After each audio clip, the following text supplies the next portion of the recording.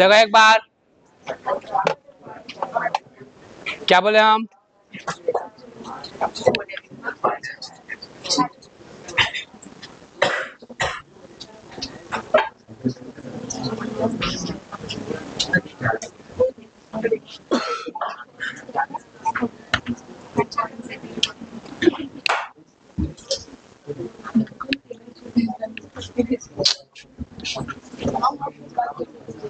Trading, profit and loss और balance sheet. Recording हो रहा है, बदमाशी नहीं करेगा, है ना, पहले बोल दे रहे हैं।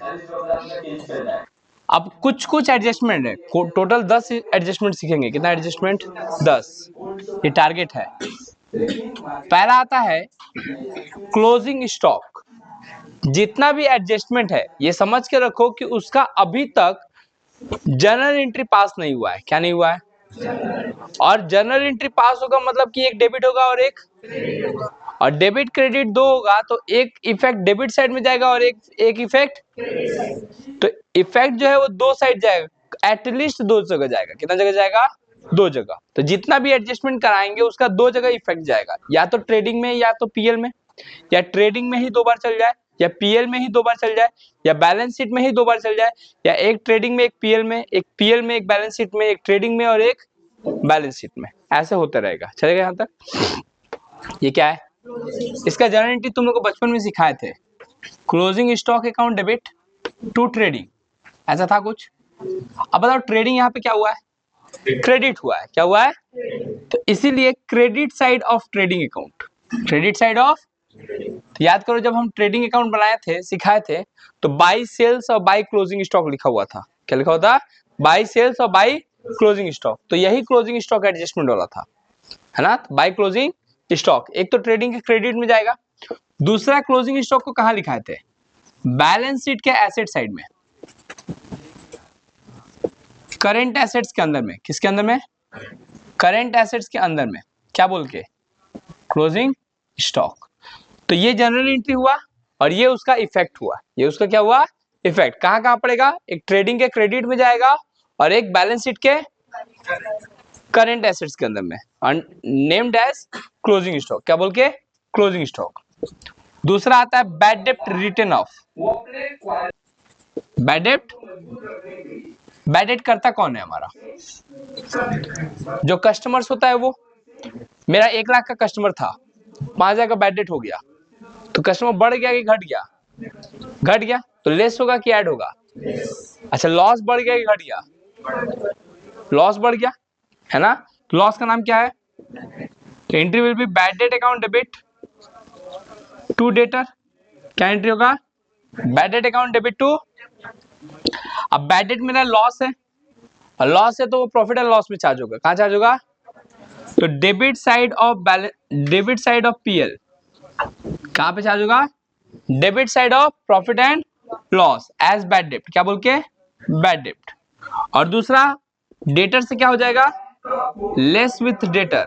लेस विथ डेटर मतलब कस्टमर्स। तो मानो कस्टमर जो 1 लाख का था, 5,000 का बैड डेट हो गया, तो कस्टमर अब बचा कितना? 95।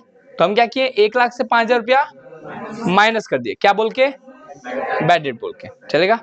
थर्ड पॉइंट आता है depreciation on fix assets. Depreciation on fix assets. Depreciation होगा तो मेरा वैल्यू ऑफ एसेट्स बढ़ेगा कि घटेगा? घटेगा। वैल्यू ऑफ एसेट्स क्या हो जाएगा? कम हो जाएगा। किसके वजह से? डेप्रिसिएशन की वजह से। किसकी वजह से? डेप्रिसिएशन की वजह से मेरा वैल्यू ऑफ एसेट्स क्या हो जाएगा? कम हो जाए। डेप्रिसिएशन की वजह से मेरा वैल्यू ऑफ एसेट्स कम हो जाएगा। क्या हो जाएगा? और डेप्रिसिएशन मेरे लिए प्रॉफिट है कि लॉस है? लॉस है। तो entry will be depreciation account debit to fix assets. अब जनरली फिक्स एसेट्स का कौन सा बैलेंस होता है? डेबिट के क्रेडिट। एसेट्स क्या होता है? डेबिट की क्रेडिट। डेबिट होता है। एसेट्स क्या होता है? तो ये कहां कहां चार्ज होगा? प्रॉफिट एंड लॉस के डेबिट साइड में। क्या बोल के? डेप्रिसिएशन बोल के। क्या बोल के? और बैलेंस शीट में बीएस मतलब कितना तेज है तुम लोग। फिक्स एसेट से क्या, किससे लेस कर देंगे? जितना का भी डेप्रिसिएशन होगा उतना का लेट सपोज कि 50,000 का फर्नीचर था, कितना का फर्नीचर था, और 10% लॉस हो गया या डेप्रिसिएशन हो गया, तो 50,000 में से 5,000 क्या हो गया, डेप्रिसिएट हो गया, तो मेरा फर्नीचर बचा कितना का, 45,000 का। तो हम बैलेंस शीट में फर्नीचर दिखाएंगे कितना, 45,000। चलेगा यहाँ तक? ये कितना एडजस्टमेंट हुआ, 3। चलेगा? अच्छा, कुछ एडजस्टमेंट और है, जैसे एक होता है आउटस्टैंडिंग एक्सपेंसेस। ये क्या होता है, बोले आउटस्टैंडिंग एक्सपेंसेस, बोल रहा है कि क्या होता है, तो बोल रहा है कि आउटस्टैंडिंग एक्सपेंसेस होता है। आउटस्टैंडिंग मतलब due to be paid, paid करना बाकी है। तो ड्यू टू बी पेड कहीं ना कहीं लाइबिलिटी है कि एसेट्स है, लाइबिलिटी है। हमको पेड करना आज नहीं तो कल हमको पेड करना पड़ेगा। पेड करना क्या होगा, पड़ेगा। क्या चीज को, इस लाइबिलिटी को, इस लाइबिलिटी को। तो एंट्री क्या होगा, एंट्री होता है expenses account debit to outstanding expenses, हम शॉर्टकट में लिख रहे हैं। क्या होगा entry, expenses account debit to outstanding. बात समझो, मानो कि मेरा एक एम्प्लॉय है, उसको हम 10,000 रुपये महीना देते हैं। कितना देते हैं, हम पेमेंट जाके चेक किए तो हम 1 लाख का पेमेंट किए। कितना का पेमेंट किए, जबकि हमको कायदे से पेमेंट करना कितना चाहिए, खाली 10,000। साल भर में हम 1 लाख पेमेंट किए हैं, कितना सा, 1,20,000 पेमेंट करना चाहिए, जबकि पेमेंट हमको दिखा कितना रहा है, 1 लाख। तो कितना पेड करना अभी बाकी है उसको, 20,000। कितना पेड करना बाकी है, तो मेरा कैश बुक में कितना दिखा रहा होगा, 1 लाख, जबकि मेरा एक्चुअल में एक्सपेंसेस कितना है, 1,20,000। तो हमको उस एक्सपेंसेस के साथ, उस पेमेंट के साथ, उस सैलरी के साथ ऐड करना पड़ेगा कि लेस करना पड़ेगा, कितना, क्या बोल के, तो ऐड विथ रिस्पेक्टिव एक्सपेंसेस, उस एक्सपेंसेस के साथ क्या करेंगे, ऐड करेंगे। ऐड तो कर दिए, अब मैं खर्चा दिखा दिया कितना, 1 लाख, लेकिन पेमेंट में कितना दिखा रहा है, क्यों, क्योंकि 20,000 still due to be paid, अभी भी पेड करना। तो इसको हमको तब तक के लिए कहां दिखाना पड़ेगा, liability side of balance sheet. क्या बोल के, आउटस्टैंडिंग एक्सपेंसेस बोल के, क्या बोल के, आउटस्टैंडिंग एक्सपेंसेस बोल के दिखाना पड़ेगा तब तक के लिए, जब तक कि हम उसको क्या नहीं कर दे, पेमेंट ना कर दे। अच्छा, ऐसे ही होता है प्रीपेड एक्सपेंसेस। क्या होता है, प्रीपेड एक्सपेंसेस का मतलब होता है पेड इन एडवांस। उसको सैलरी देना चाहिए था 1,20,000, हम दे के बैठे हुए 1,50,000। तो पेमेंट साइड में कितना दिखा रहा है, 1,50,000 दिखा रहा है। कैश बुक में मेरा कितना दिखा रहा है, 1,50,000, जबकि खर्चा मेरा इस साल का कितना है, 1,20,000। तो हमको 30,000 ज्यादा पेड कर दिए, तो बैलेंस बढ़ाना पड़ेगा, घटाना पड़ेगा, कम करना पड़ेगा। तो प्रीपेड एक्सपेंसेस का एंट्री होता है prepaid expenses account debit to expenses. अब प्रीपेड करना, पहले से पेड करना, एसेट्स है कि लायबिलिटी है, तो मेरे को पहले से पेड कर दिया, तो तुमको क्या होगा कि हमको सर्विस लेना है आपसे, है ना, तो मेरा रिस्पॉन्सिबिलिटी बनता है कि तुमको सर्विस देना पड़ेगा। और तुम्हारे लिए वो एसेट्स है कि तुमको सर्विस लेना बाकी है, पेमेंट पहले कर दिए, सर्विस लेना बाकी है। तो ये मेरे लिए एसेट्स है कि लायबिलिटी है, एसेट्स है। बट उसका फिगर बढ़ रहा है कि घट रहा है, घटना पड़ेगा ना, 1,50 दिखा रहा है पेमेंट पे, जबकि हमको खर्चा दिखाना है सिर्फ 1,20 ना, हमको साल भर का ही ना खर्चा दिखाना है। एक साल में 15 महीने का थोड़ी ना खर्चा दिखाएंगे, हम तो एक साल में 12 महीने का ही ना खर्चा दिखाएंगे। तो लेस करेंगे किसके साथ, लेस विथ रिस्पेक्टिव एक्सपेंसेस को। क्या हम रिस्पेक्ट दे रहे हैं, रिस्पेक्टिव एक्सपेंसेस मतलब जो जिसके बारे में बात हो रहा है, जैसे सैलरी हो सकता है, वेजेस हो सकता है, इंटरेस्ट हो सकता है, कुछ भी हो सकता है, इंश्योरेंस हो सकता है। तो जिसके बारे में बात हो रहा है उससे लेस करेंगे, उससे क्या करेंगे, लेस करेंगे। यहाँ पे किससे बात हो रहा है, और इंस्टाग्राम क्या करिए, वो देख बहन इधर देख, हम तुमको देख रहे हैं, तुम उधर उधर देख रही है। लेस विथ रिस्पेक्टिव एक्सपेंसेस, उस एक्सपेंसेस से क्या करेंगे हम लोग, लेस करेंगे। और assets side of balance sheet, आ रहे हैं सहनवाज, उसका देह में दर्द हो जाता है, एक दिन नहीं खाता ना, बाबा रामदेव वाला हाल हो गया इसका। चलेगा यहाँ तक, पहले इतना एडजस्टमेंट पचाओ, बचाओ मैंने, नोट डाउन करो।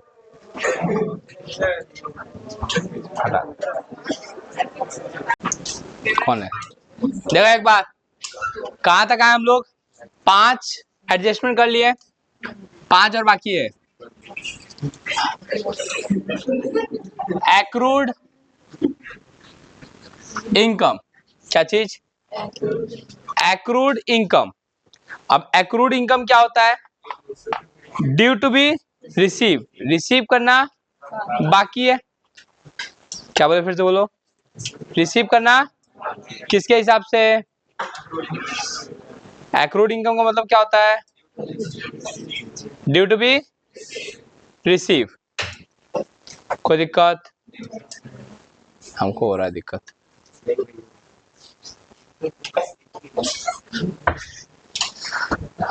अरे बाबू तुम्हारा ठीक कर दे रहे हैं दिक्कत। क्या है दिक्कत में तुम?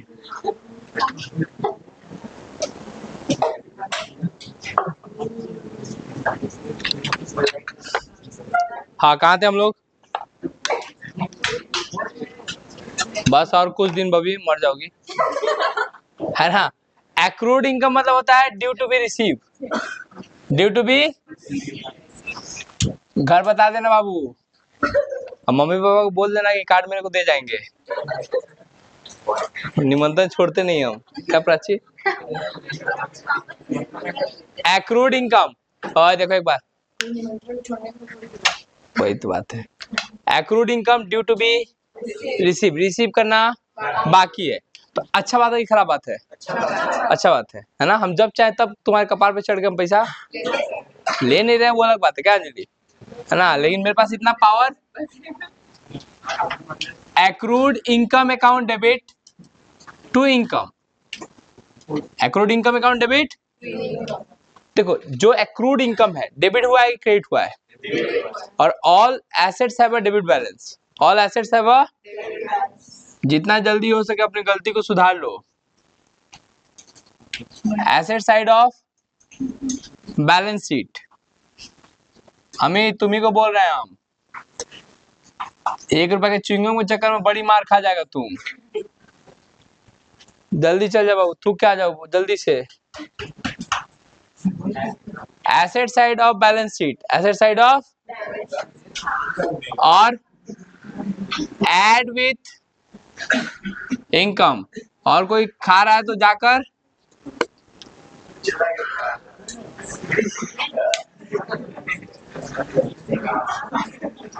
देखो एक बार, asset side of balance sheet और एड विथ इनकम, उस इनकम के साथ ऐड कर देंगे, और बैलेंस शीट के एसेट साइड में, बैलेंस शीट के कितना नंबर एडजस्टमेंट हो गया? Pre received income, pre received income. हाँ, रिसीविंग एडवांस मतलब कि अभी टाइम लगा नहीं, उससे पहले पैसा क्या हो गया? रिसीव। तो मेरा लायबिलिटी क्रिएट हो जाता है कि हमको सर्विस प्रोवाइड करना पड़ेगा। Entry will be income account debit to pre received income, less with income, income के साथ क्या कर देंगे? और liability side of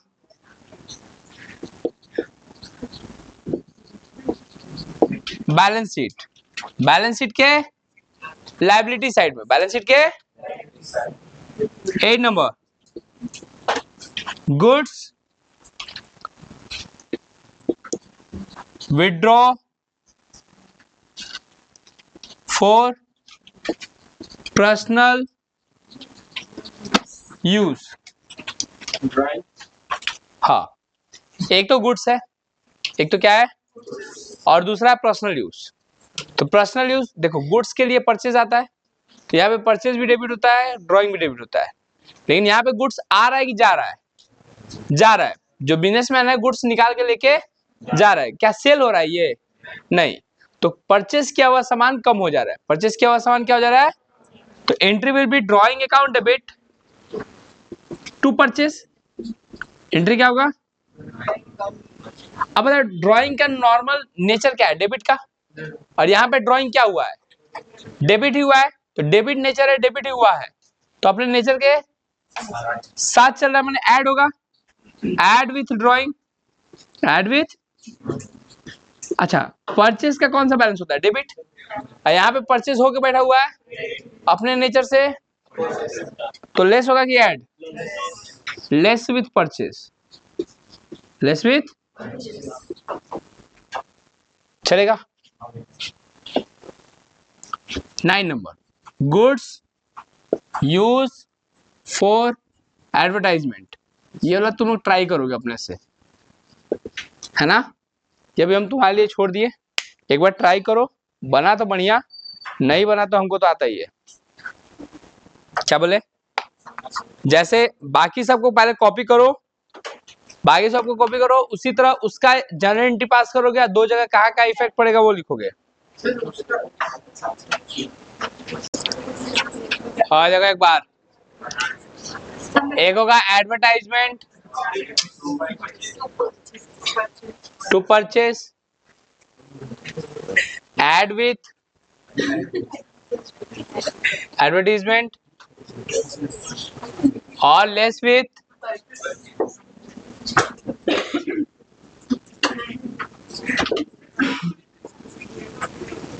goods destroyed by fire, let's suppose 15,000, तो एंट्री होगा destroyed by fire या abnormal loss, एक ही बात है, टू परचेस, टू परचेस क्या कहा जाएगा, एक ट्रेडिंग के क्रेडिट साइड में चार्ज हो जाएगा, परचेस या फिर परचेस से लेस हो जाएगा, या फिर परचेस से क्या हो जाएगा, और प्रॉफिट एंड लॉस में, profit and debit side abnormal loss या डिस्ट्रॉयड बाय फायर। लेकिन ट्विस्ट कब आ जाएगा, जब यहाँ पे डिस्ट्रॉयड बाय फायर तो हुआ और इंश्योरेंस कंपनी हमको पेमेंट कर रही है 10,000, goods destroyed by fire 15,000, insurance claim कितना मिल रहा है, 10,000, इंश्योरेंस क्लेम कितना है 10,000, तो जब क्लेम मिल रहा है 10,000 तो एक्चुअल में मेरे को लॉस कितना का हुआ,